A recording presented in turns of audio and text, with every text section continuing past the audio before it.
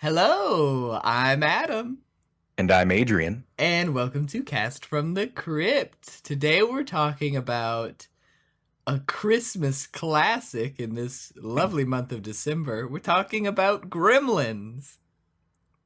One of my favorites. One of my absolute favorites, too.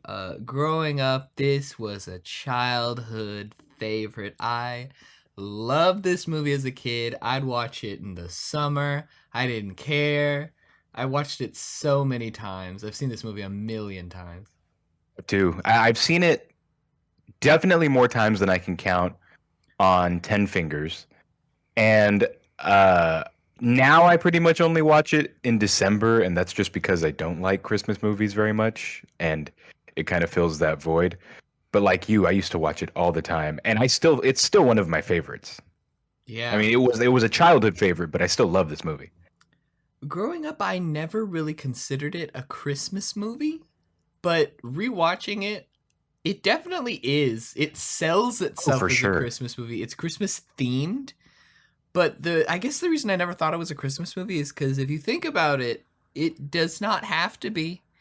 There's no Hmm. reason for it to be a Christmas movie, but they just present it as one. And I guess like the only reason it has to be Christmas is because Billy gets Gizmo the Mogwai as a gift, but it could have been his birthday.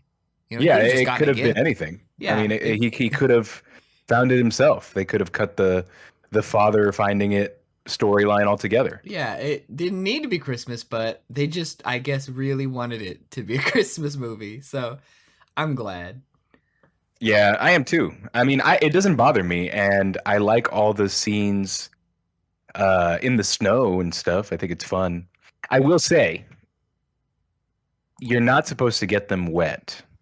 And later on, I guess I'm getting a little ahead of myself, but in their in their next stage when they get wet, they duplicate just like Gizmo does as well in his tiny furry form.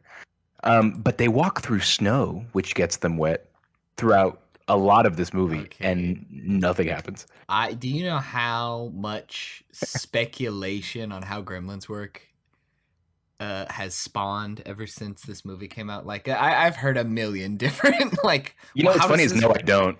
I actually haven't jumped down that rabbit hole yet. Really, dude, I hear everybody's heard lots of Gremlin speculation. It's everywhere. I'm sure now that it's Christmas time, it'll be somewhere on Twitter. It's like very common. People debate this all the time. I'm sure it honestly makes sense. Again, it's a beloved movie. It makes sense that people would spend a lot of time thinking about it, Yes. and it's one of those movies that so many people have seen. Like, I think people are still showing their kids, nephews, cousins, Gremlins. Yeah. This is one of those movies though. It you've seen the cover, you've seen the marketing, you've seen the posters. It's marketed as Steven Spielberg Gremlins. And Steven Mm-hmm. Spielberg is the executive producer, but he's Yeah, a co-producer as well. So he co-produced the Gremlins. So he didn't do. I don't know. he didn't do Maybe anything else. maybe I'm being bold saying No, that. no, it's true. It's like touted as a Steven Spielberg film, but he didn't write it. He didn't direct it. He didn't. He's not even again the main producer. The main producer is Michael Finelli. It's not a Steven Spielberg film. He No. was loosely involved. Yeah. This movie actually began when Chris Columbus, who did how many things is he known for? He's written a million things. He directed some of the Harry Potters, and of course the pinnacle of his career was in 2015 when his involvement with the action comedy hit Pixels. I think he directed it. I might be mistaken, but he wrote the script originally, and Steven Spielberg bought it, and that's how this movie began. Wow. Wow. Yeah. Uh, Humble origins for a movie that has become just a complete classic. You know, this movie didn't have a huge budget.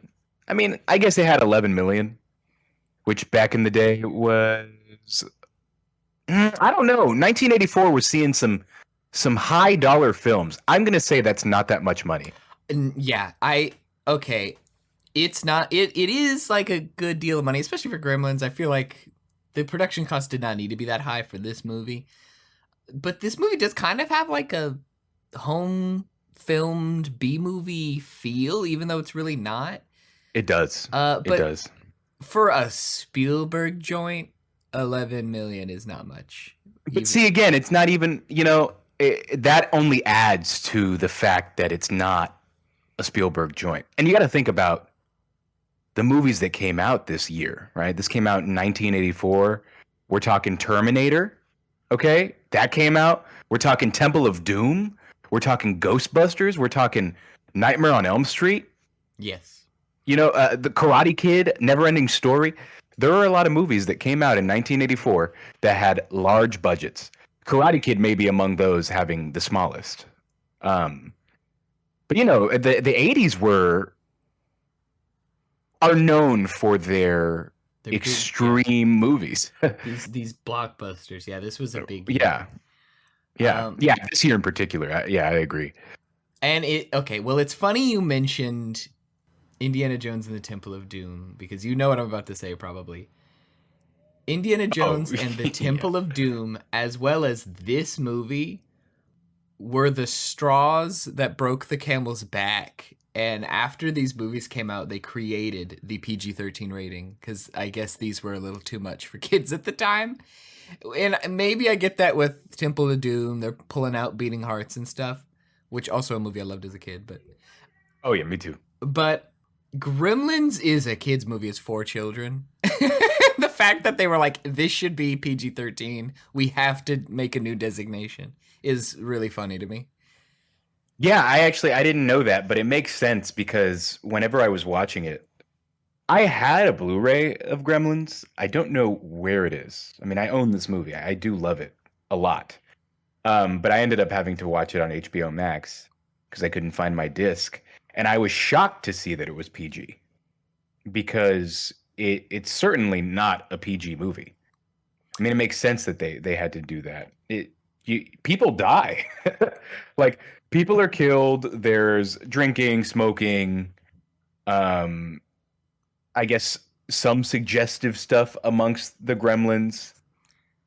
I'm not fond of the rating system in general, but I am shocked that it was like rated PG at the time. I understand. Well, that's one of my favorite things, at least one of the most amusing things to me about this movie, is as a kid, I didn't bat an eye at this movie. I thought, oh, this is great. It's a kid's movie. It's for kids. I love it. I rewatched it like 1 or 2 years ago, and I realized, like, damn, this movie is like kind of intense for children. There's, like you said, there's a lot of killing. There's a lot of violence in this movie. It begins as a kids movie. It has the feel of a kids movie. It presents itself like a kids movie, and then sometimes it is a full blown slasher. Yeah, it really is. And like there's some action elements to it. It's a multifaceted film for sure. It is. You know, since my last visit into this movie, into the world of Gremlins, I'd say it's been 3 years. I actually haven't been watching it recently as much as I used to, but I watched it a lot, especially middle school, high school.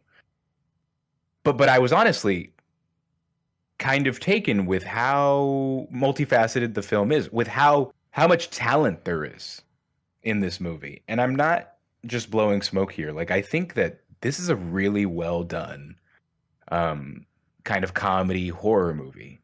I think there's a lot of charm to it. It does have that B movie element to it, but it certainly would have been in good company with any other blockbuster in the 80s. In fact, I listed a few there. I'd rather watch this movie than Terminator, especially the first one, personally. I think that this is really a great movie. And I say that now, like as an adult man. As a kid, I just kind of liked it. But I actually really respect this film. Oh no, as a kid, I ate this up with a spoon. Like rewatching it was just the biggest shot of nostalgia into my frontal Oh, for lobe. sure. Oh, what I mean by I just liked it is like, I was like, yeah, Oh yeah, you didn't question it. You just accepted yeah, it. Yeah, no, I exactly, did too. exactly. I did too. Yeah. Yeah, and rewatching it, it was surreal rewatching it because as a kid, I did not realize how bizarre some of the stuff in this movie is, and like, Hmm. I just really, like you said, accepted it. And now I'm like, that's crazy that he strangles the mom, that he tries to choke her to death. Scenes like Yeah. that. Yeah. Did you know that in the original cutting of this film, they kill the dog? They eat the No, dog. They eat the dog alive. holy In, shit. yeah, yeah. In the original cutting of this film, they eat the dog alive, um, which I think is insane. There's a lot of fun lore surrounding this movie. Uh, there's also just watching it. I was really I kind of want to get into this, Adam. What is this movie trying to say? Because did you pick up on like all the immigrant rhetoric? Well, the immigrant.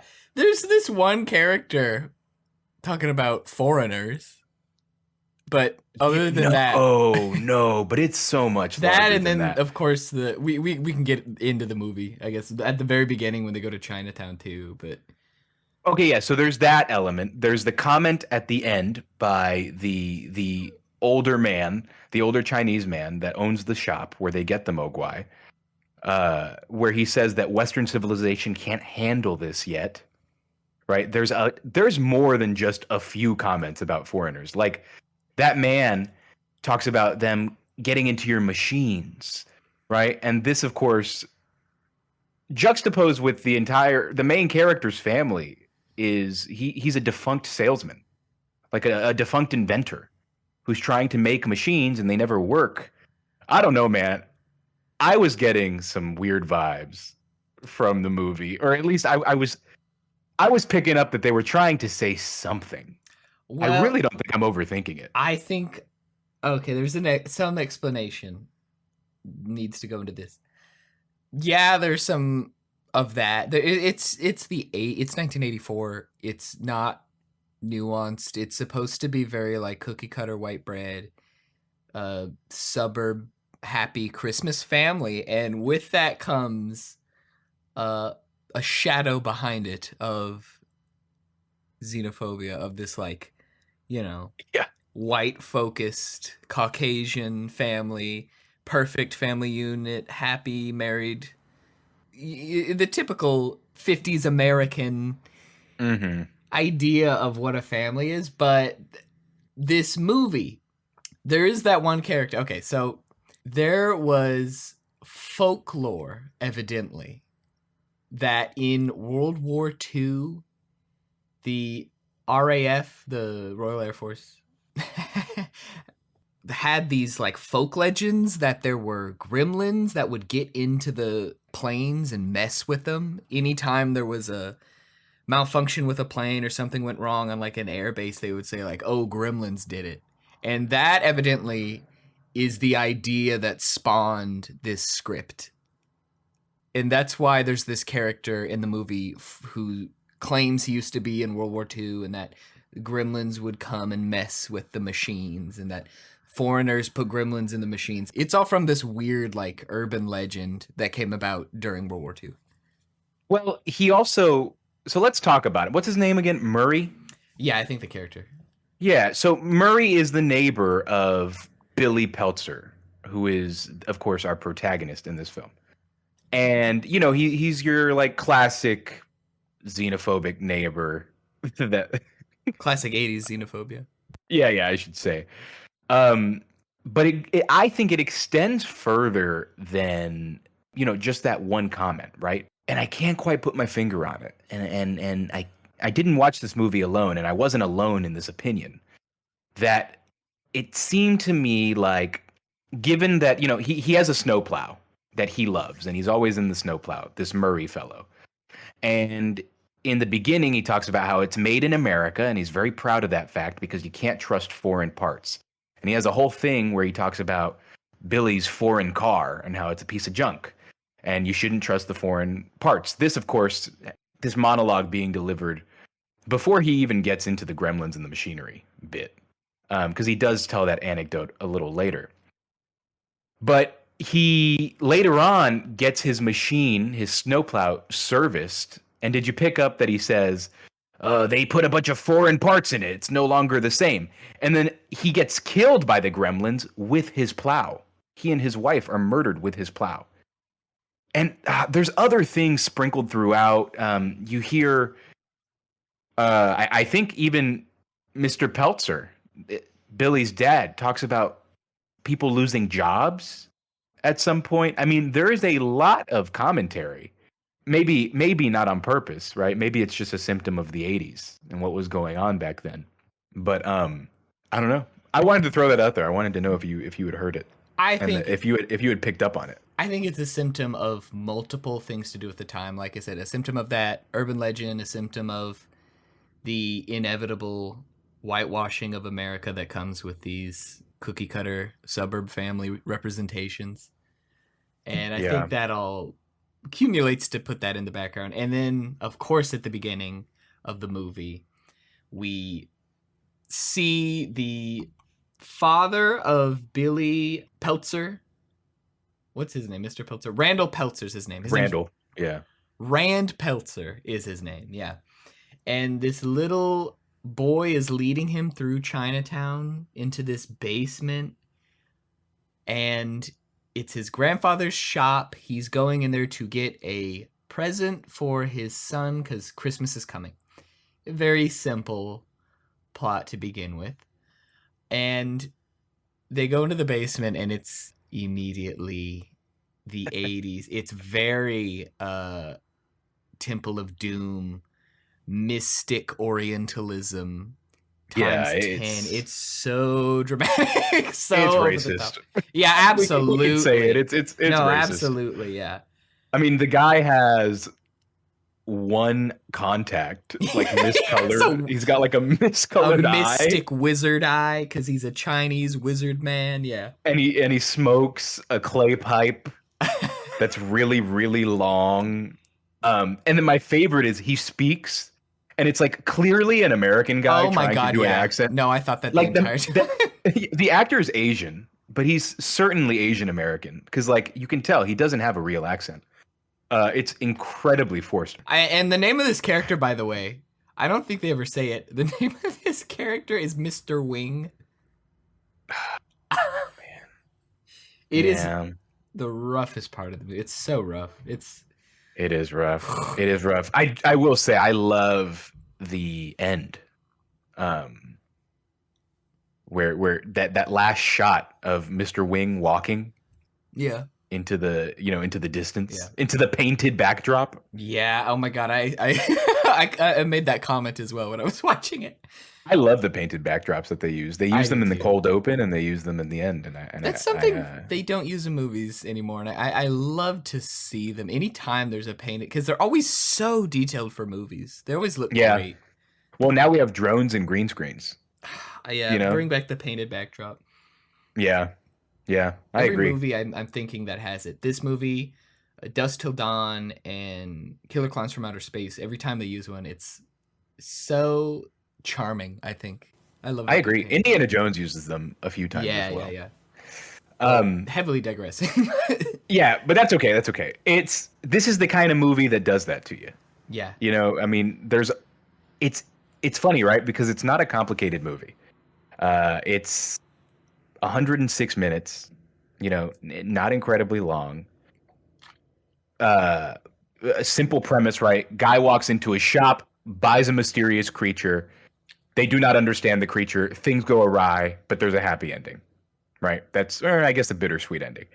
It's incredibly simple, but there's a reason it's so popular, right? There's a reason why this movie has been so successful, has grossed so much with, merchandise and releases,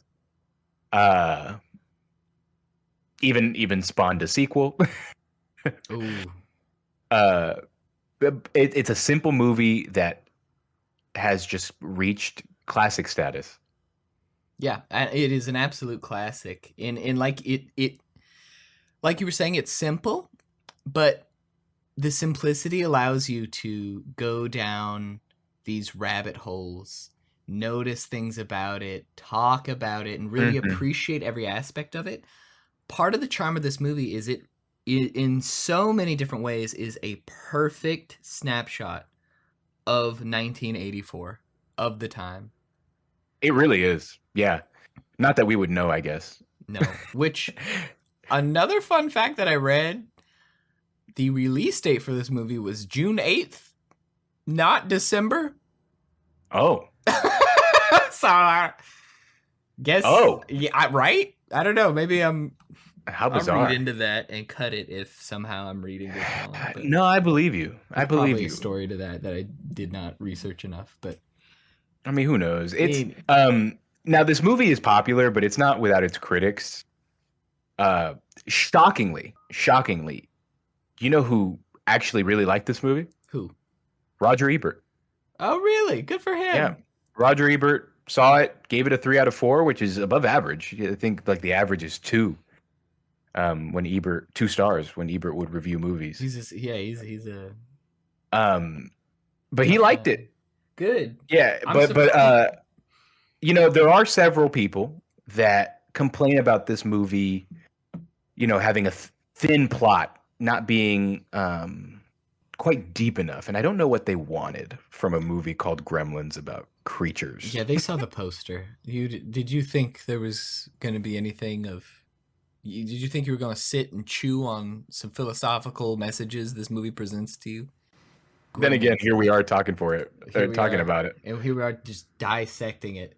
Yeah. I'm loving it. I'm having a great time. I think we should maybe just talk about the plot a little bit. Yeah. Well, we've already went into the mystic Orientalism. So, Oh, we did. We did. he finds the Mogwai in the shop and he tries to sell him. While he's also there, this like crappy little, he calls it the bathroom buddy, and it's like every utensil you would use in a bathroom combined into one thing. And this is where we're introduced to his gimmick that he's an inventor. He makes the illogical logical, is what he keeps saying. And that's another trope from this time period that I love, that every zany, goofy uh, kids media has. Like Honey, I Shrunk the Kid, like My Dad's an Inventor. There's countless cartoons where someone's dad is an inventor. And that's not like a real job or anything, but as a kid, it's so whimsical that Yeah. it really engrosses you. Yeah, it does. And something I like about this movie is it's just fun, right? There other than the I guess the violence that's perpetrated by the gremlins. The rest of the plot is actually very happy-go-lucky. You know, you have a boy and his dog. You know, this college kid, or he's college aged, but he's trying to work to support his family. Because his dad is an inventor that's going through it. He's not doing a great job of getting anywhere with these inventions of his. You have a very supportive mother slash wife character. She tries to use all of Rand's inventions. You know, gets her family to use all of his inventions. She clearly loves him so much. You can tell that Billy really loves his dad so much. This is a family that loves each other. I mean, shoot, the whole plot is centered around a dad getting a gift for his son. He was thinking of his son and bought him something, thinking it would be nice. It's a very sweet movie, at its core, you know, and even the relationship between Gizmo, the actual Mogwai himself, and Billy that develops remains very sweet. That's what I think is so good about this movie. When Billy does make a mistake while taking care of the Mogwai that leads to, uh, you know, it breeding, for lack of a better term, and creating a big issue. Um, that's why there's so many stakes here. We care about these people by the middle of the movie when stuff goes awry. I actually think they do a great job at sneakily making you care about these characters. It's aged really well. Yeah, every single character is likable except the ones that aren't. You know, you Right. what they want the audience to feel is how the audience feels, and that's really well done about this. And to your point of him being a college kid trying to support his family with this bank job, I want to note that this is maybe one of the only times, especially in 1984, where I saw a young actor play their own age. Like, it so clearly they could have made him a teenager or younger, made him in high school, but they didn't do that. They made him his own age, and I love that. I'm so glad they did that for once. That's such a thing with me that bugs me so much. But Yeah. they made him 19. When the script was first written, he was going to be just another kid. That's why Corey Feldman's in it as a kid that he just hangs out with, is because Corey Feldman was cast before Zach Galligan, who plays Billy, was cast. Originally, he was also going to be, like 13 or however, whatever age Corey Feldman was. Yeah. And then they cast Zach Galligan and made the character Zach Galligan's age. A lot of scenes in the movie make more sense that way. He goes to the high school at one point to get a teacher's opinion on the Gremlins, and it doesn't exactly make sense, but now with this new bit of context, it's like, oh, I get it. But once again, they could have made him younger, but they didn't. They made it appropriate, and I'm very, very glad to see that. Yeah, I agree. And even like, it's actually funny. For every time I watch this movie, I learn for the first time that Corey Feldman is in it. Like every single time, I'm like, oh, Corey Feldman. It never ceases to surprise me. I did the same thing. While Corey Feldman surprises me every time, something that surprised me for the first time around this time, while doing research and looking into the cast, did you know that Dude, I already know what you're about to say. Yeah, you do that. I did know. I did not know this. Jonathan Banks, who I know as Mike Attenborough from Breaking Bad, is a background police officer in one scene of this movie. Oh, yes, I did know that. That's not what I was referring to. Funny What enough. the hell were you gonna say? Dude, Howie Mandel plays Gizmo. Did you know that?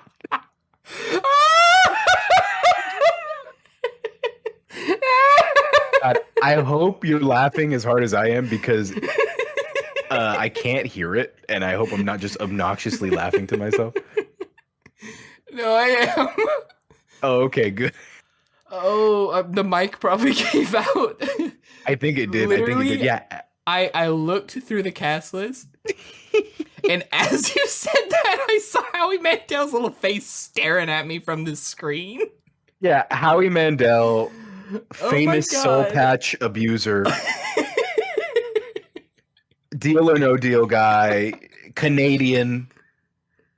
I This did guy- not know that. No. America's Got Talent, probably more famously. This guy plays freaking Gizmo. He voices Gizmo. And Howie Mandel was not young when he voiced Gizmo in this movie. Like, he wasn't a kid. He was like in his mid-20s. Was he? Yeah, I did not know that. He might have even been older. Yeah, it's actually pretty funny. I don't think it's that hard to be Gizmo. Sorry, Howie. You just do a goofy little voice. Yeah. Howie Mandel is an interesting guy. Wow, what a repertoire. I know. I feel like he's done some other stupid voice that I've Probably. learned about in the past. We're gonna discover it. We're gonna rediscover it later. Yeah, and then it's gonna come back to me. Okay, well. But yeah, I thought you would appreciate that. Yeah, I absolutely did. Wow. Okay, well. I want to go back to really quick Corey Feldman. Please. Corey Feldman. This was a big year for him. Isn't Do you know it? why?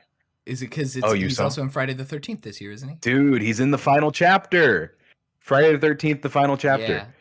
This He is kills the. Jason in that movie. It's a great year for Corey I guess he Feldman. just needed glasses this year. This is the glasses year, Corey Feldman, I like to call it.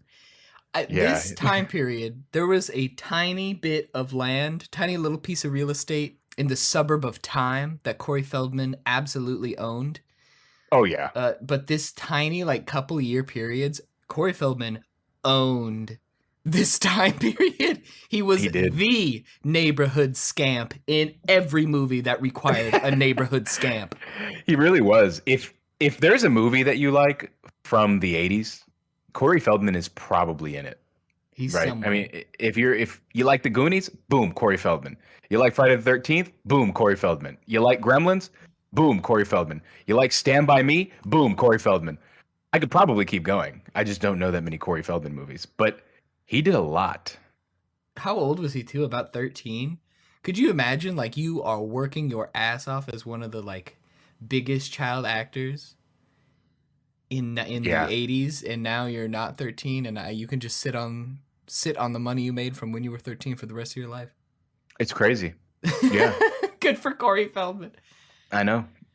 He's still making music too. He good for him. He can do whatever he wants. Last I checked, he was making music. Yeah, Anything.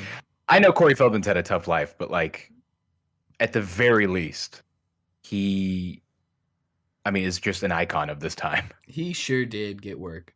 Well, God, let's try to get into the plot. We keep veering wildly to the right and left, but let's. I mean, yeah. You're right. Okay. I guess we can just go from when stuff hits the fan. Yeah. So after this old mystic Chinese man tells him he can't buy the Mogwai because it's too much responsibility and he won't be able to take care of it. His grandson sneaks the Mogwai to him later for $200 because he says that they need the money and shouldn't have done that. Now he has the Mogwai and he takes it home. Then we cut to Billy Peltzer, his son, and the main character, our beloved protagonist.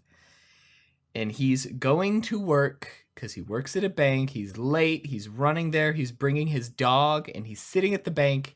And then the mean old wicked witch, the absolute wicked witch, what was her name? Miss Douglas? Miss Deagle. Miss Deagle, yeah, Mrs. Deagle. Like, they told this woman, be the wicked witch. Her, like, she's dressed like the wicked witch. Her MO is to get his little dog too. Like, she is just the wicked witch. She straight up just wants to kill his dog. Yes, she's like, I'm gonna take that dog to the pound if you give him to me now, and they'll put him out quick and painlessly. But if I find him, I'm gonna torture him. And she like tells him he's gonna torture his dog because his dog broke her Bolivian snowman, porcelain snowman that she put in the front of her yard. And first of all, if you have a fancy porcelain snowman like that, don't put it in your yard, ma'am. But we're introduced to Billy, and I don't know if you noticed this. You might have been focusing on the strange xenophobia of this movie. I was focusing on the fact that this movie is. Did you notice the heavy socialist aspects and working class love this movie has? I mean, yes, I did. That's all I kept see, talking about. that's the thing. I don't attribute that to socialism, right? I attribute that very much to the Ronald Reagan GOP of the time. I like that. That was the base that he went for. It was the working man. Think about all the people that still love Reagan. You know, it was people that were trying to make it. That's actually when I would say that's one of the times where the GOP's demographics, their voters started to change.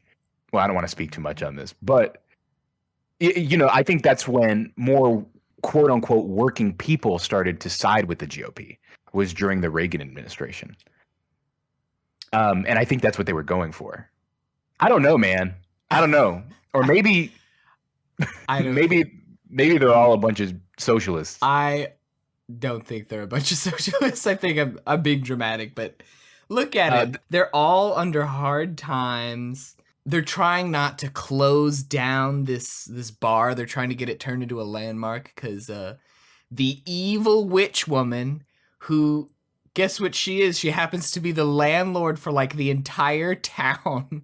The Yeah, evil landlord is closing everybody down and like forcing people out of their homes. There's a scene as she's running to the bank to yell at this man and threaten to torture his dog that this like woman with her two kids stops and is like, me and my husband both just got a new job, but we won't be paid till 2 weeks from now, so could we please have an extension on the rent? that's true. And she says, ask Santa for money this year, kids. And like runs off. There's also that line where that woman's talking to her kid, and he goes, "Mom, I'm hungry," and she goes, "Me too." He's Yeah, just out in the cold. it's ridiculous. It actually makes a lot of sense because famously, do you know who really liked this movie? Did Ronald Reagan love this movie? No. To your point, Mao actually really liked Gremlins. Did you know that? You got to be making this up. I'm making that up. Yeah. Like, I don't think he You would have know- loved the mystic Chinese man. Yeah, that's This is Chairman Mao's favorite Christmas movie. God. No, I don't think he liked it. Yeah, I don't think he saw it, probably. You're right. But anyway, Yeah, but this Rand Peltzer is down on his luck because he can't sell his invention, so his son is picking up and providing for his family. The love interest of his son, she is working for no pay to keep the bar open. Like, the community's coming together and keeping themselves alive, even though they're broke. It's very, to me, I know I'm absolutely reading into it through a lens that was not intended by the creators, but socialist. that's hilarious that you took that from us. I took it random. We got very different reads. We had you were talking about the xenophobia. I was really enjoying the socialist aspect. Wow. They were a community, a commune, if you will. Jesus. You are taking it and running with it. Jokes aside, right? At the very least, it's clear that there were tough times in the country at this time. And maybe that's why they chose Christmas. You know, in June, despite a June release, Christmas and using Christmas as the context for your film does allow you to kind of highlight the hardships that many families go through at that specific time. It's a time that's largely dedicated to gift giving, you know, large meals with many members of your family. And of course, not everybody is fortunate enough to have those things, to have access to gifts and large meals, right? And again, there's commentary regarding that in the movie.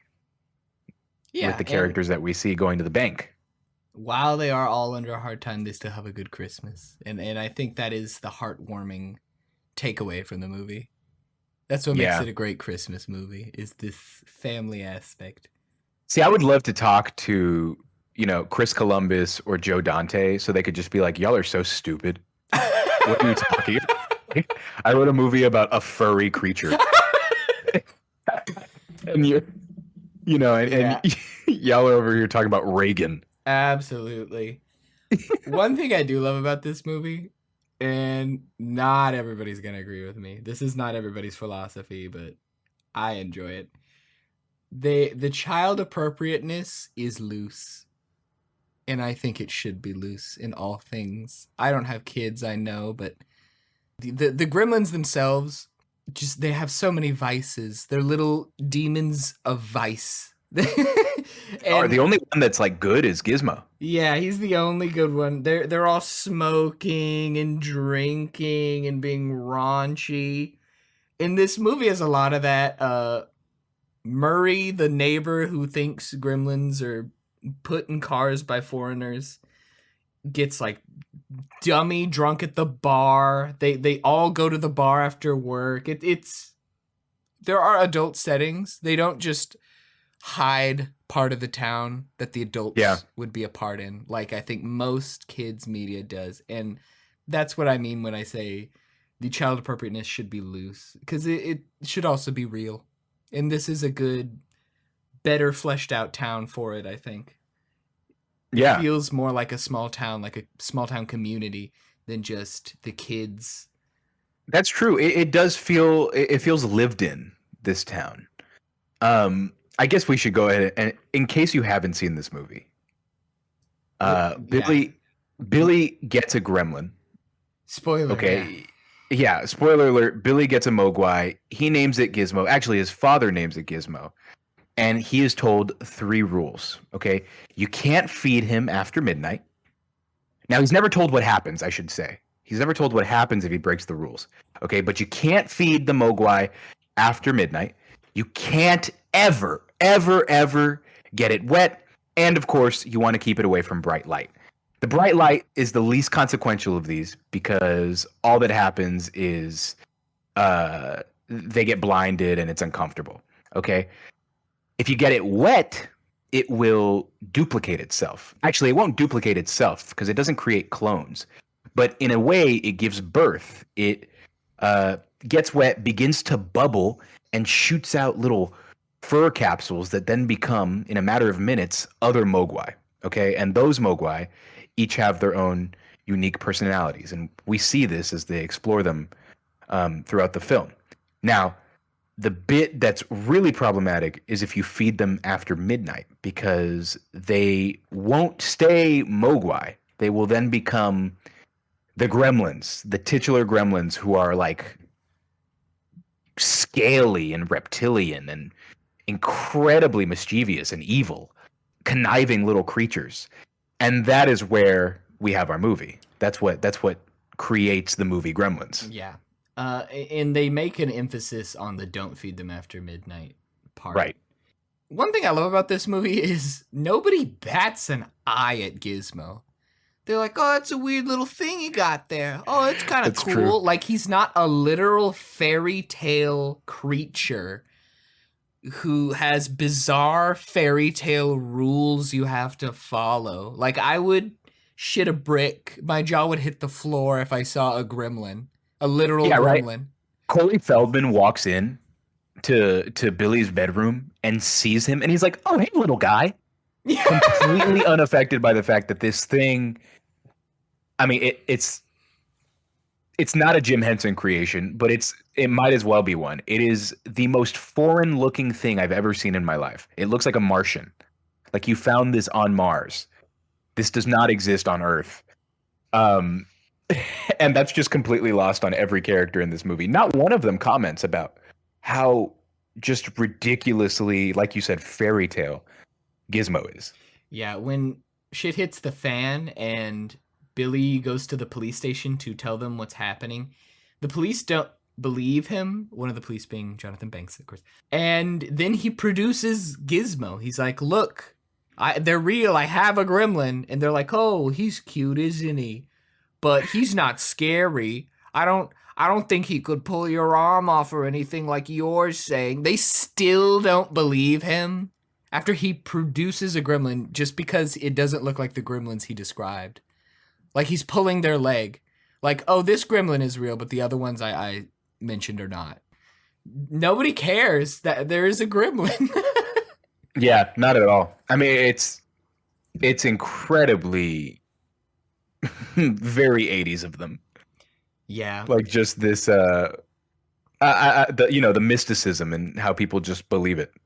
Yeah, just it's cool. Gremlin. Yeah. It's just dismissed altogether. You do eventually overlook it because when stuff does start again I feel like I've used this word 1,000 times, but when it starts to go awry, it's too late. They've ignored the problem, and now the real problem has begun. And that's when the movie is by far the most fun. They introduce unique gremlins. Each gremlin, though they are essentially clones, okay, they do have their own personalities and their own unique features. And they do a great job of introducing 1,000 of these guys, but making them all feel incredibly unique, Yeah. especially in huge scenes like the bar, or most notably at the end with the movie theater. Absolutely. I love that about this movie. The water rule, at least when Gizmo gives birth to the other gremlins are innately just evil. Gizmo's not evil. He's kind of like the cute uh mascot of this movie. He honestly doesn't do terribly much until the very end when he saves the Yeah. day in his adorable little way. He just sits there and is cute. And all the other ones are innately just so evil. So evil. And that gives them yet more of a fairy tale aspect. Like, there's some bizarre creature you might find in the woods, and they could either be mischievous or helpful. Yeah. I don't know why they're all just so evil. Actually, I would venture to say that the one that's evil is Stripe, and then he proceeds to corrupt the rest of them. I like that interpretation. He's the Because they ringleader. do show Stripe at the center of everything. Stripe, of course, is called Stripe because he's the only gremlin with a little stripe on his head. He's a little mohawk, a little white mohawk. Yeah. He is fully voiced, actually, by the dude that voices Fred Jones in the Scooby-Doo franchise. Really? Yeah, he is. Which I think is fun. Yeah, Frank Welker. Yeah, The Frank more... Welker. Wow. Shout out. Layers on layers with this movie. Yeah, I guess. Okay, well, we don't have to get into the plot much. A, because it's pretty You straightforward. B, everybody has seen this movie. If you haven't, Yeah. like, crawl out from under the rock, dude. Yeah. If you haven't seen this movie, you either use HBO Max and watch it if you have HBO Max. If you don't, I kid you not, I cannot stress this enough. You can go find this for $5 with both this movie and the sequel at any Walmart every day of the week. It's literally going to be in the bargain bin for $5, maybe less, any day of the week at your local Walmart. Go. You will find it. I have this movie on VHS. Good. Yeah, but what I'm saying is there's no excuse not to watch this movie in this year of our Lord 2021. Yeah, They're this just movie's so prolific. Yeah, it's incredible. I shouldn't say that. It's very, very good. It's a classic. It's incredible.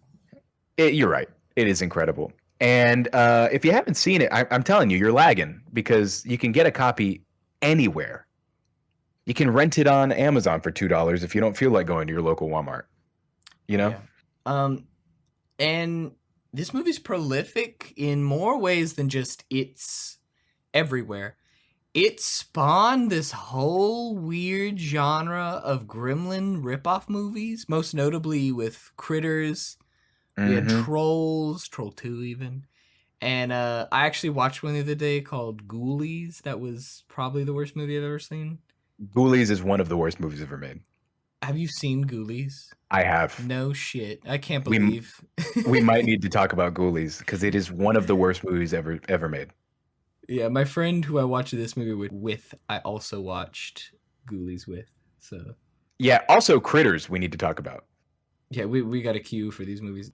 But you're right, it did spawn, I don't want to say creature features. It spawned a lot of just tiny creature movies. Little mischievous. Yeah. Not gremlins.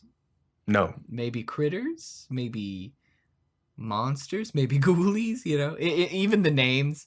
But that's how popular this movie was. That whole other movies would just try to be this movie. Yeah. With hope of success. And they found some success. Like Critters is known, at least. Maybe if it's not that popular, like a lot of people have seen it. And yeah, Critters it's a cool classic. This movie. It's just a complete ripoff of this movie. Except I don't think they go for the cute thing, right? No, they don't. And that's another thing. I think all the ripoffs of this movie are horror movies, which as a kid was strange. But like I said, revisiting this movie, there are many horror aspects. It's kind of a slasher at times. And I guess I can understand why it's a horror movie. Yeah. I'm shocked you didn't mention Hobgoblins. What is I don't think I've heard of Hobgoblins. Oh man, there's Hobgoblins and there's Munchies. Those are two other ripoffs. Hobgoblins was on what's that show called? Mystery Science Theater? Yeah. And that's why, you know, it's like a cult classic now. But again, just to your point, there are so many of these. Yeah, We're shout out. approaching an hour of recording and have barely gotten into the plot at all. So let's try Well, to I mean, move.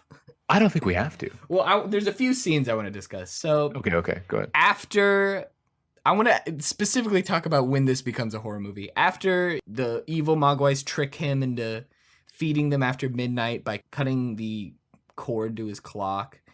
And now he finds them in these cocoons that look like the facehugger pods. They are vile and evil looking.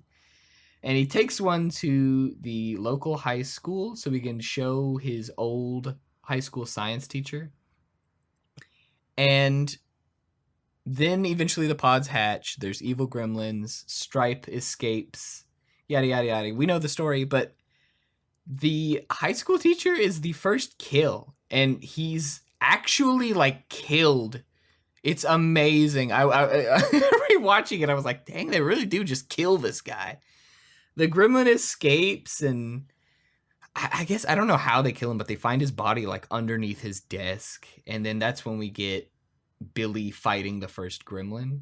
He gets scratched in the arm. You catch glimpses of the gremlin running around in the dark, and then he leans up against a pantry, and the gremlin comes out of it and slashes at him, and it's really scary. That's like the first time you see the gremlin, and it's jarring, and you so don't expect it. I'll almost call it a jump scare. You could get jump scared by it. Yeah. It's scary, and then the design of these gremlins is scary, especially at this point in the movie. Later on, we see more of their kid-friendly, mischievous nature, where they're just kind of rascals and they're debaucherous. But at this point in the movie, they're not even human-like. They're just creatures that are evil and are like killing people. The only thing we know is that they look like this. They look frightening, and they've killed a man. So they're bad news. Yeah, and they completely take over the town. Yeah. There are several scenes in which Billy and his girlfriend Kate, they walk around the streets and there are just cars on fire or completely abandoned in the middle of the road. There is a shift. It's like I Am Legend with tiny gremlin creatures. Yeah, there's a dramatic shift, but then it kind of shifts back a little bit to being a kids movie. Yeah. It's kind of jarring rewatching it. It really is jarring. It feels like, damn. Y'all did not think about how the kids might see this. But I guess it's jarring. You're right, like when I think about it, but it's so much fun. Yeah, I love it so much. Maybe that's why I Yeah. liked it as a kid. Maybe I'm the way I am now because of my love for Gremlins. God. I like I said, did not bat an eye at a thing in this movie as a kid, so I Nope. didn't think it was scary, at least. And what I want to mention just quickly is that the special effects in this movie are not bad. Oh, I love them. Yeah, not everything is aged well, right? But that's to be expected with a 1984 movie. For the most part, it holds up. It really holds up, actually. I'd say the puppets still look great. There was a time in which they were contemplating using capuchin monkeys in place of puppets. I'm glad they didn't. They were going to dress capuchin monkeys as gremlins, and they stopped doing that because one of the monkeys freaked out when it was dressed like a gremlin. That feels hard to do. It does feel hard to do, but they tried. But I'm also glad they didn't do it. You know, they use instead stop motion and marionettes, and I think the movie's all the better for it because the practical effects really do still look great. Yeah, and that adds so much to the charm, even if it didn't age well. It's like, look at how much care is put into these puppets. The designs are so well done. The evil gremlins are designed to be so scary, and they are. And Gizmo's designed to be so adorable, and he is. It's perfect. Yeah. They're genius at it, really. Yeah, I agree. Doesn't Gizmo look like insane in the second movie? He still looks like Gizmo. Oh, I thought for some reason I've seen like I should say I've never seen the new batch. I have. But I haven't seen it because of what I've heard about it. Okay, well, after Billy discovers this evil gremlin and his dead teacher, he realizes that the remaining 5 pods must have hatched by now. And so his mother is at home alone with 5 murderous gremlins.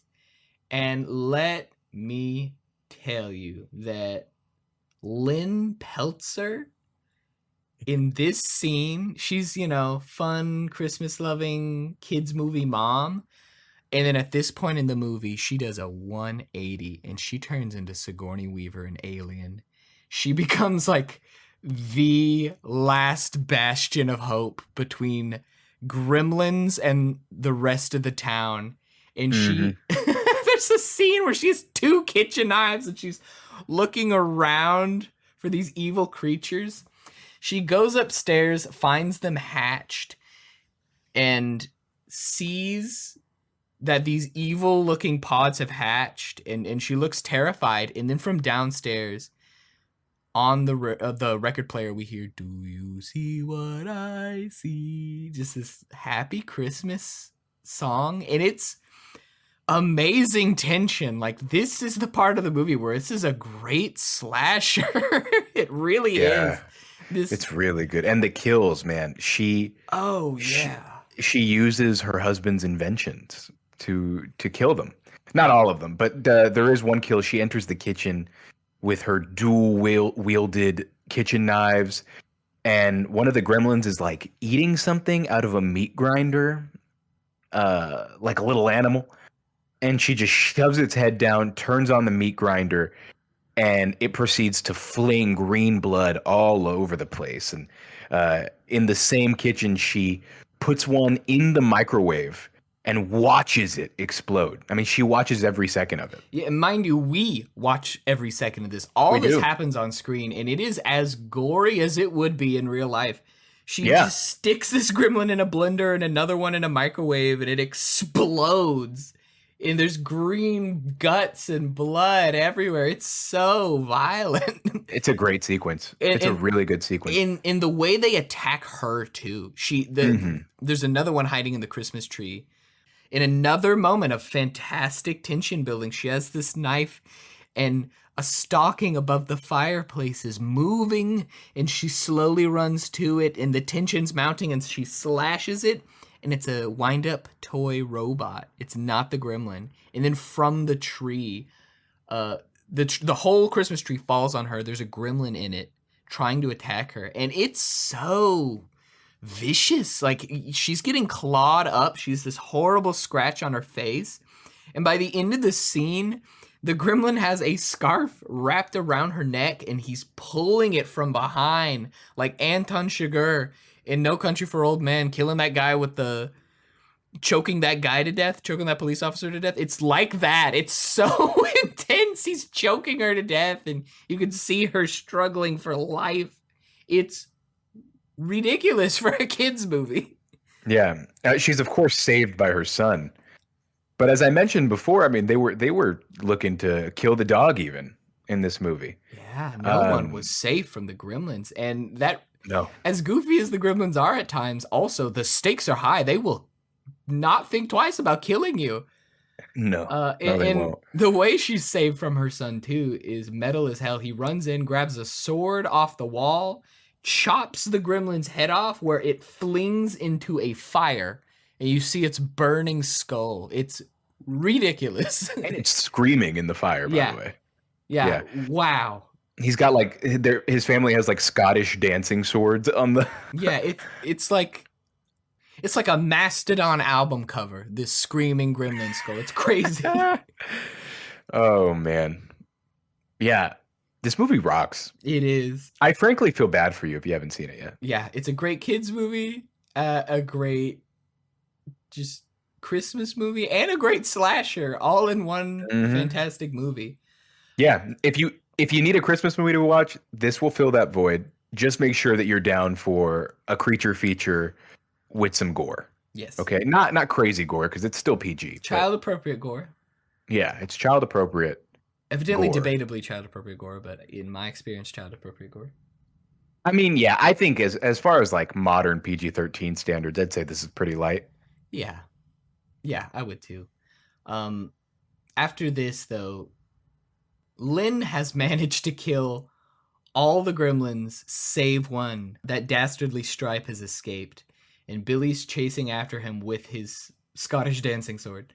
He tracks him, follows his little footprints into the snow, and oh no, Spike has found the YMCA and has jumped into the pool.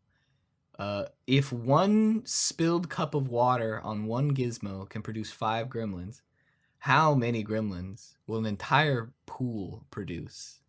And then we get that fantastic shot. It's really good stop motion of a horde, a sea of gremlins running down the street. Cue that music, which, by the way, is the best song ever. I love that song. That Yeah, it really does illustrate the vibe of what's going on. Yeah. The mischievous night of debauchery that's about to break out in this town. Yeah, all hell's broken loose is what it sounds like and what it looks like in this scene. Yeah, and of course they, like I said before, they wreak havoc. They kill innocent people in the streets. They take over the bar later on. Sorry, I forgot her name for a second. Kate? Yeah. Yeah, they take over the bar where Kate is working and are just smoking cigarettes and playing poker, and they take over a movie theater watching Snow White and the Seven Dwarfs. This movie totally inspired Inglourious Bastards, by the way. With that movie theater scene. There's no way it did. I made the exact same joke last night when I watched this movie. I'm not joking. Well, like I feel like Tarantino's, first of all, seen Gremlins. Second of all, enjoyed Gremlins. And third of all, would absolutely borrow something like this. Because there are so many Gremlins, Kate and Billy try to devise a way to get rid of them. I mean, they're just overwhelmed. And at one point, they just straight up blow up a movie theater where all the Gremlins are watching Snow White and the Seven Dwarfs. Let's get into that scene a little more in depth. Yeah. First of all, we're jumping way ahead. What do we do here? We talk about the kills, Adrian. I want to talk about some of the kills. Now they've escaped. They've taken over the town. And Murray, the neighbor, the crazy World War II neighbor who thinks that, foreigners put gremlins in the machines to impede the war effort. He is proven right. He goes out to find his snowplow being driven by gremlins. And I'm sure for him, all the PTSD of war just flooding back into his head as he now realizes he was right. I made the point when I saw this that you think he's just a crazy old man. Oh, gremlins in the airplanes, okay. At first when you watch this movie, but I was thinking, in this world, gremlins do exist. They're not known, but they must be widespread for one to be all the way here in America. Surely there's more than just Gizmo. So maybe this old man isn't crazy. Maybe he's right. Maybe in World War II, the Nazis got a hold of some gremlins and unleashed them on the Allied powers. You were really thinking this in earnest yesterday? Yeah, it could have happened. Maybe he's right. He was right about the gremlins existing. Maybe the Nazis had gremlins, man. I never even thought about it. I love the idea. It's the Nazis that's the third one that's coming out. Gremlins 3, Red versus Dead. Gremlins 3, Inglourious Bastards. Yeah. They're about to make a prequel. Yeah. No, it's going to be a prequel about the Nazis using the gremlins. Well, it's true. And in this scene, the gremlins driving the plow run through this house, kill Murray and his wife.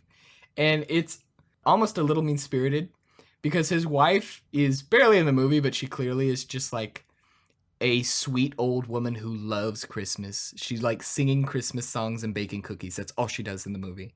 And she's his foil too. Yes. Like he's so crotchety, but she's so sweet. Yeah, it's like Eustace and Muriel. And both just get murdered saloon run over by a plow, their house destroyed by gremlins.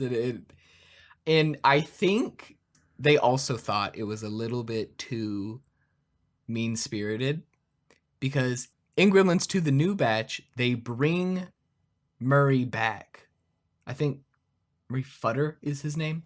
They bring Murray Futter back to life, and he's a character. And literally, they introduce his character. He shows up with a Band-Aid on his forehead. It's so just unnatural, this line of dialogue, but he explains to Billy and, more importantly, the audience in this just exposition dump that he didn't die. He said, oh, the gremlins, they destroyed my house, but me and my wife survived. It's really forced. It's so lame. That's really lame as hell. Forced. Now I'm really not going to watch that movie.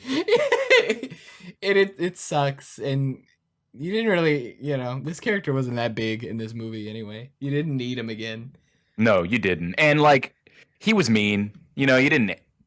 It's unfortunate, but like, you weren't aching at the thought of him dying.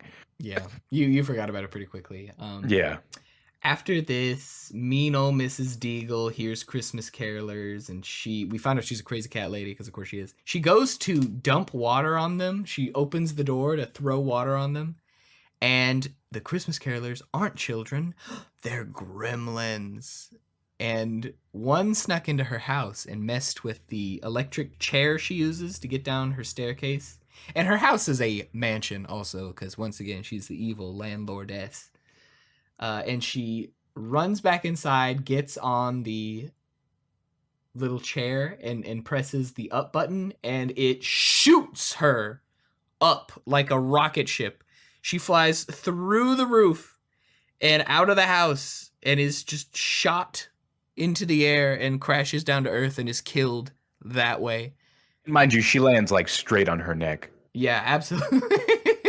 And once again, like, try to retcon that death. Yeah, no, it's another one of these kills where like they absolutely killed this woman right there on screen, and they didn't care. They didn't give a shit. They're showing it. But that's the point, right? Is that Gizmo is so cute and is such, a thoughtful gift, but it leads to so much destruction.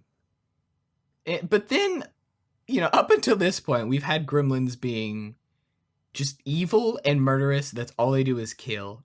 With the Christmas Caroler gremlins, now they're a little funny, a little cheeky, a little mischievous. But now after this scene, we go to the bar. And the bar scene is where this movie dials it back, quits being a slasher, and is a kid's movie again, I would say. No, I agree. Yeah. Or at least where it becomes a comedy. Yeah, the comedy is really done up. All the gremlins have taken over the bar. Because they're gremlins, they're just mischievous. So, of course, where do they go? They go to the House of Vice. And they're doing just every bad, sinful thing in that bar. They're smoking, they're drinking, they're playing poker. I think Stripe shoots another gremlin who's playing poker. He doesn't like the hand he was dealt or something. And he has like this another gremlin with lipstick on and is done up in some, she's looking really like his little side piece. He has his little side piece gremlin. That's his main girl. Yeah, his main girl. And she's like looking at the other cards and telling him what they're playing. And now they're not just evil creatures. They're not monsters. Now they're like sentient to a degree. Now they're gremlins, for lack of a better. They've progressed though. They've started to get more intelligent. I like that reading. It's true though. There's think about it. They go from being cute little creatures to aggressive creatures that, are killed fairly easily, and now they have collected weapons. They have clothes that fit them. That's my favorite part of this movie, I think, is that they all have tiny clothes and tiny guns. Like, I don't know where they got them from, but everything just conveniently... They raided a Babies R Us. Yeah. And conveniently found things that fit them. And it's all for show, too. Like, they're just trying to reference pop culture. And everyone in the bar, I guess, is dead, except Kate, who they keep alive basically at gunpoint to serve them drinks and light their cigarettes for them. Yeah, well, or so you would think, right? But she does later use the match, which of course creates a bright light. She finds out they don't like bright light when she goes to light a cigarette, and he keeps getting afraid of the fire. And then she pulls out a Polaroid and uses the bright flash from the Polaroid to escape. Which I'm glad she figured that out, because I would have thought they were afraid of fire and would have had to like make a torch or something. Yeah, it's complete BS that she figured it out. Yeah. This scene is great. This is the first scene where they're all gremlins that look more or less the same, yet the clothes they wear, the bits they do, and whatever gimmick or pop culture reference that you see them doing, is how you discover their personalities, how they're all different in some way. And that's, to me, my favorite part about this movie, the most charming part about this movie. Yeah, I agree. I think the fact that they're in what is just a giant mob of these gremlins, they're able to differentiate so many of them and give them all just little unique facets of personality that make them stick out, especially in big scenes like the bar and the movie theater. It's that attention to detail that I haven't quite seen in another movie, really. Or at least I know this is a unique movie, but it's hard to think of movies that handle a large ensemble of puppets this well, or of anything really, where these little characters don't just get lost in the mob. It's really well done. Yeah, and this is the problem with the new batch, Gremlins the new batch. Here, they make each gremlin unique through their personality. And in the new batch, they just try to physically make them have a different gimmick. It really feels like they're selling bad toys. Like, one's the gremlin with wings, the other one's the gremlin with spider legs. Like, they just become goof. They add a, just physical attribute to each gremlin. And that's the whole movie. It's just them adding things to a gremlin. And none of them really have their own personality. They just... It's just not as special. They're not special. They're just dumb. And now they have spider legs, I guess. We don't care. Well, and that is a symptom of the times as well, because as you know, and as anyone that, watches 80s media knows, a lot of stuff, especially in the late 80s, was made specifically to sell toys. I mean, you mentioned this yesterday when we talked briefly. And it's true. I mean, there are so many things that were just made for toys back then. I know for a fact that NECA has made millions off of the Gremlins name with toys. I know they have. And I wouldn't be surprised to learn that more than half of that is the unique figures from the new batch. Because I've seen them, right? There's the boob gremlin, there's the spider gremlin, there's a bunch of other gremlins. Stripe probably has sold well. We know this. We know why they make these things.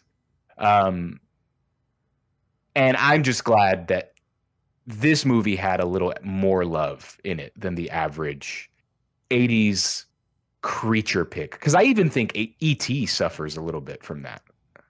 Yeah, it's like we said, Gizmo's so cute, but he's also so marketable. Yeah, he is. He's really marketable. Dude, I've thought about buying a Gremlin figure from time to time. Yeah, I kept saying he's like Pikachu. Like, he really is like Pikachu in this movie. Oh, for sure, for sure. I mean, you just can't help but think he's the most adorable thing. Yeah, yeah. Vaguely primate, vaguely cat. He's got all the things you love. Yes. I guess continuing. Yeah. Like you said, Kate escapes with the flash of that camera. Before she does, a gremlin flashes her. That's true. There is the flasher gremlin. Yeah, he's... Yeah, it's one of those things that's aged poorly. It's Yeah, an 80s trope as well, but he he's has got a trench coat and a cigarette and some sunglasses. and he's just letting it all hang out, And which he they don't gets have genitals, at least not visible ones. They probably don't have them at all, considering that they procreate by asexually.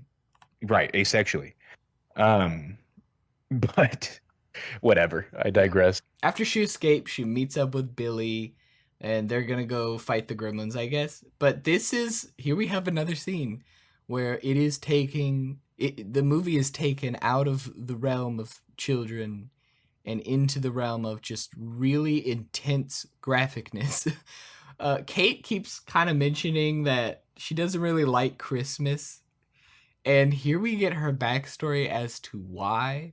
She says this is another reason to hate Christmas, and Billy's like, "Why don't you like Christmas?" And she proceeds to tell this in horrific detail. This story about how when she was 9, around Christmas, her father went missing, and many days passed, and her mother were so worried, and they couldn't find him, and it became so cold that she lit a fire in the chimney, and then they smelled something horrible burning, and the fire department came and knocked down the chimney and found the burnt corpse of her father dressed as Santa, and that he was going to come down the chimney with some presents and surprise her, but he broke his neck, and then she accidentally lit his corpse on fire. And then she ends the story with, "And that's how I found out there's no Santa Claus." Which, like, what a buzzkill. It is wild. What a story for this movie. And I think before before she gives this story, she says a line with like, "Most people open presents on Christmas, but some people want to open their wrists," is what she says. Uh-huh. Yeah. Wildly Yeah. intense. Holy Yeah. shit, right? It's like something out of the bell jar. It's I just know. incredibly sad. This character's you're right. It's funny because I was talking about how like positive this movie is, but there is that whole thing to Kate. Yeah, and I think that is easily the most jarring part of this movie for me. Probably. Was that crazy story she tells. Yeah, it's pretty crazy. Yeah. And then immediately after, they go to the theater, and the movie theater scene is next, where the Gremlins are watching Snow White. It's back to Goofy. And they're singing hi ho, along with the dwarves. Yeah, and the which gremlin is voices. yeah. It's great. I love the movie theater scene.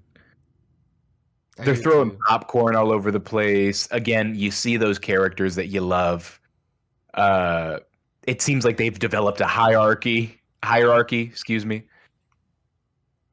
Yeah, they're all like screaming and yelling and being like just insanely, once again, debaucherous. They're being rowdy as hell in this theater, throwing popcorn, swinging from wherever you can swing. They've broken open the candy displays and have eaten everything in the theater. And I want you to know that this is exactly how the theater looked when I went to go see Ma. That's how we looked watching Ma. God, I love that. Looked exactly. I love it. I mean, how could you not just want to fling everything around when you're watching Ma? Yeah. What a great movie. There, sorry. No, that's a good inside joke. And then, like you said, this is where they do the Quentin Tarantino thing where they go behind the screen and they burn a bunch of reel, which the film reel is highly flammable, and so they're going to lock the gremlins into the theater and burn them down. Yeah, and they do it by putting some reel like under the door, and then he opens up a gas valve and lights it like a stick of dynamite with a, I don't know, like a charge that he lights. and they sprint out as it slowly begins to get closer and closer to where the gas leak is, and then boom. Yeah, and once again they kill all the gremlins except that rascal Stripe. Uh, Mm-hmm. in that scene too, the gremlins realize what they're doing and they try to chase after them just before they escape the theater, and they are behind the screen. So from their perspective and from the camera's perspective, you see the silhouettes of gremlins running towards the screen and then slashing through the screen and running out in a huge mob. And this scene is so obviously like you're supposed to be. It's, let me take you back. It's 1984. You're supposed to be in the theater watching this, and then the gremlins burst through the screen is what it's supposed to be.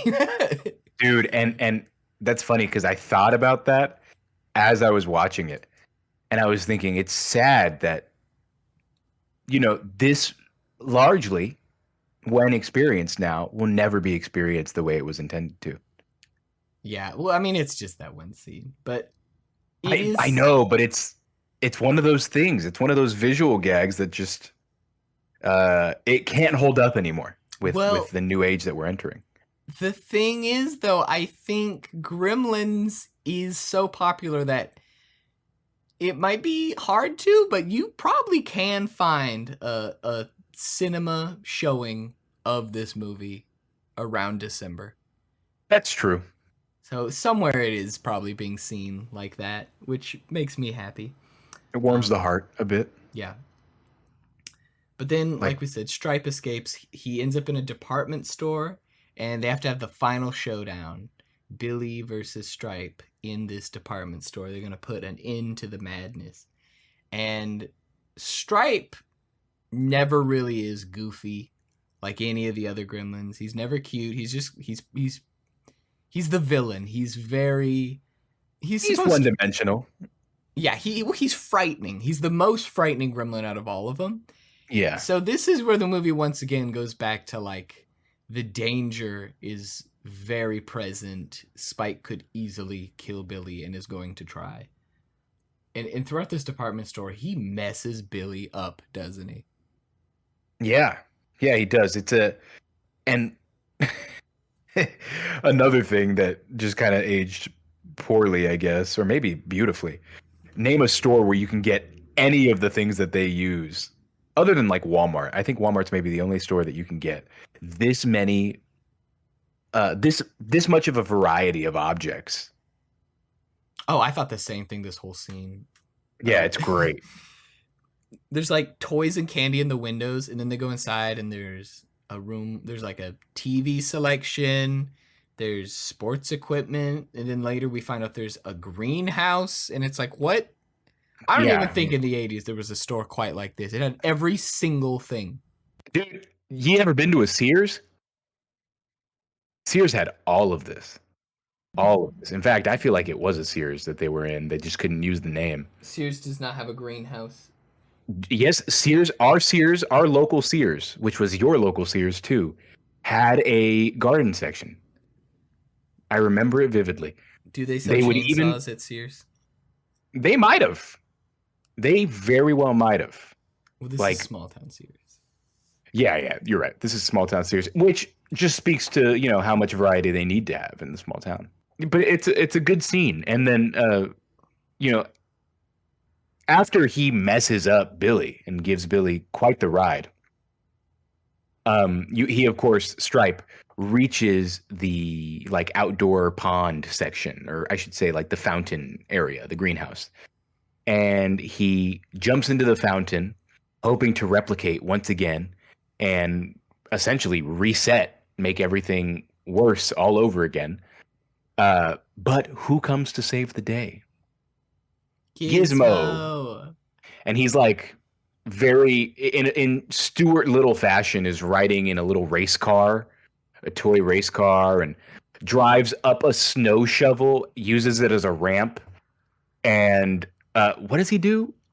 I'm blanking now. Lands on the blinds that he pulls, letting in the sunlight and destroying Stripe. in what is an incredible sequence. It's like really well done melting flesh Yeah. effect. Like the melted stripe puppet looks sick.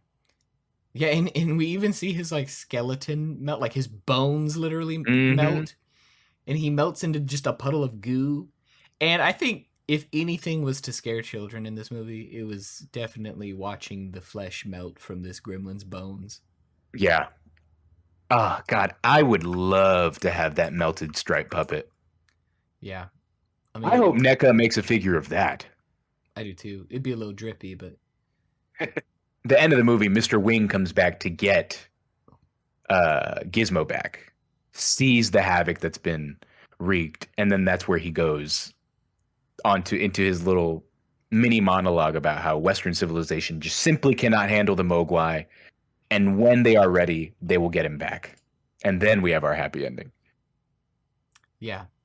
And as he's walking away into that painted scene, we have that classic line that has always stuck out in my head.